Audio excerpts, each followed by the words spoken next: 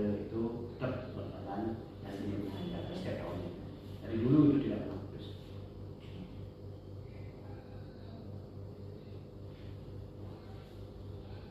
Menurut Bapak, apa nilai budaya yang paling kuat diwariskan dari generasi ke generasi?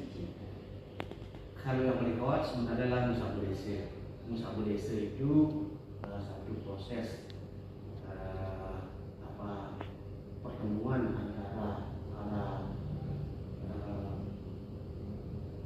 pengumpul pura. Kalau di fisiknya jadi para pengumpul pura yang ada di Jimbaran itu ada beberapa pura selain pura yang dan pura Musli, ada juga pura Salembuana, pura Tegalwangi, pura Tegasari, pura Gaimas, pura Bagus, kemudian pura Kalangke, pura Dukuh, Bogor, ada sekian 80 lainnya yang kemudian semuanya terjun pura ini terjun dan bersama-sama ke pura lain. Jadi masih dilaksanakan setiap tahun di purnama bulan November atau purnama nasi kalimun. Ini yang betul-betul merupakan warisan dari nenek moyang kita di Jimbaran yang kita laksanakan. Sesungguhnya kalau mau bercerita dengan satu istri itu satu artinya kesapaan artinya memang yang lain bisa juga disebut rumah, disebut ada pura lama, disebut juga apa namanya persamuan dan seterusnya. Kalau di sini kita kenal dengan pengusaha istri. Nah dalam persepsi pengusaha itu sesungguhnya sangat mirip dengan yang berada di KB karena berada berarti di Jimbaran terjun semua pura-pura. Kalau di Besakih dan Batur itu ceritanya tentang KB. Ini sangat terkait dengan posisi wilayah Jimbaran yang dulu merupakan wilayah yang berada di luar teritorial daripada kerajaan. Kenapa di luar? Karena ini di bawah Ceking itu dulu seolah-olah seperti tempat pembuangan orang-orang yang kalau bahasa itu meselo, orang yang di luar karena melawan negara, karena membantah, kemudian karena dia kalah perang dan melarikan diri. Jadi kumpulan orang-orang yang memang berseberangan dengan pihak penguasa sebelumnya yang tinggal di sini ya. Berarti nggak salah Pak ya kalau Pulau Bali itu mulai dengan 1000 pura banyak? Ya kalau Pulau Bali bukan dengan 1000 pura itu tentu karena hampir di semua desa ada banyak pura. Kemudian kalau pura di klasifikasinya kan ada pura keluarga, kemudian pura banja, kemudian pura yang tanggung jawab desa, ada juga pura yang tingkatnya di kabupaten, kemudian pura yang diimpor oleh provinsi seperti Pura Besakih, Pura Uluwatu yang kita kenal sekarang dengan Pamuan. Dan itu memang Pulau Bali ya memang dari semua tingkatan yang memang ada pura yang sangat barangkali itu yang menyebabkan kemarin juga. Bagaimana pandangan generasi muda sekarang terhadap sejarah yang ada di Jimbaran?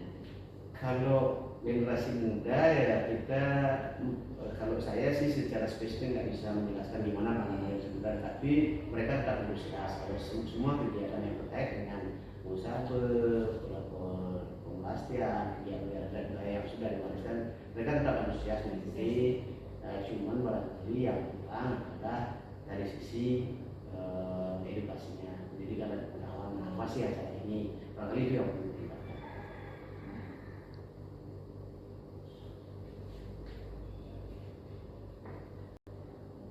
Menurut Bapak penting nggak Pak untuk merekam cerita sejarah itu Pak?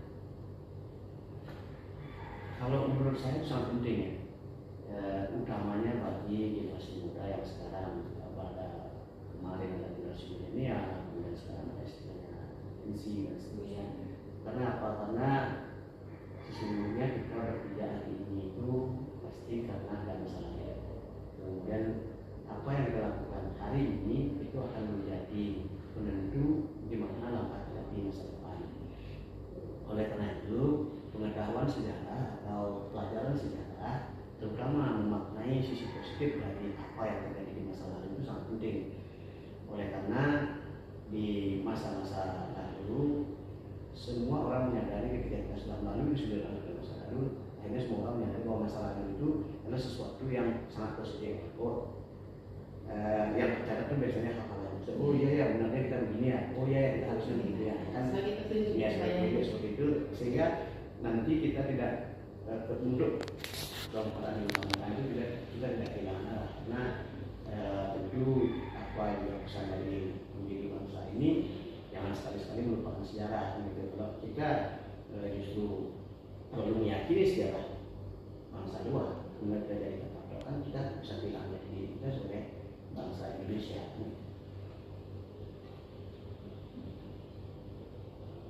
Apakah ada tantangan atau hal yang membuat tradisi pengibaran mulai berkurang?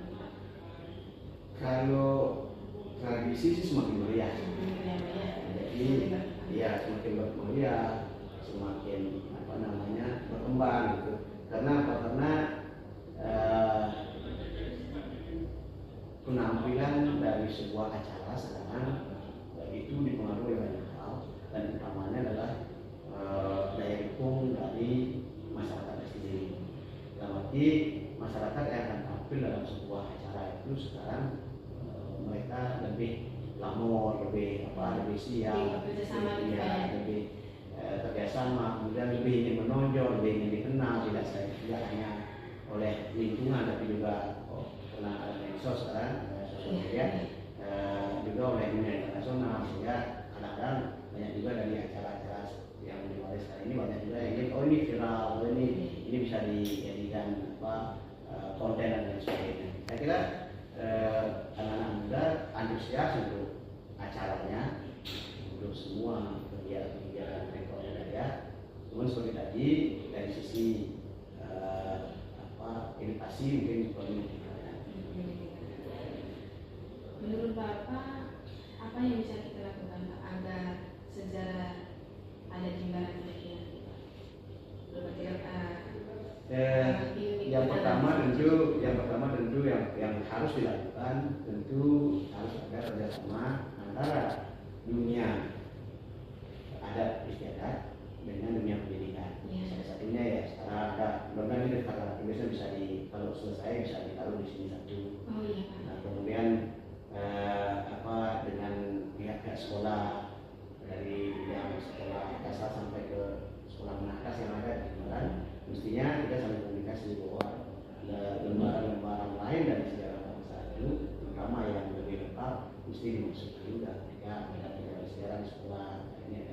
Karena apa? Karena biasanya sejarah yang diajarkan di sekolah itu lebih kepada sejarah nasional, dunia, dan sejarah yang ini pun yang umum saja. Secara umum gitu kalau bisa. Nah ini barangkali perlu dikondisikan sehingga ada kerjasama. Kemudian kalau ada kata-kata tulis seperti nanti misalkan dari adik ini bisa disampaikan ke sekolah bahwa ini ada tulis tentang Jimbaran seperti ini, ada skripsi tentang Jimbaran seperti ini, ada catatan sejarah Jimbaran seperti ini terus mestinya disampaikan kepada pihak sekolah dengan pendidikan masyarakat kita menyatakan Jimbaran ini bisa semakin berkembang lebih dipahami dengan baik. Pak, mungkin sekilas saya wawancara Pak. Ya.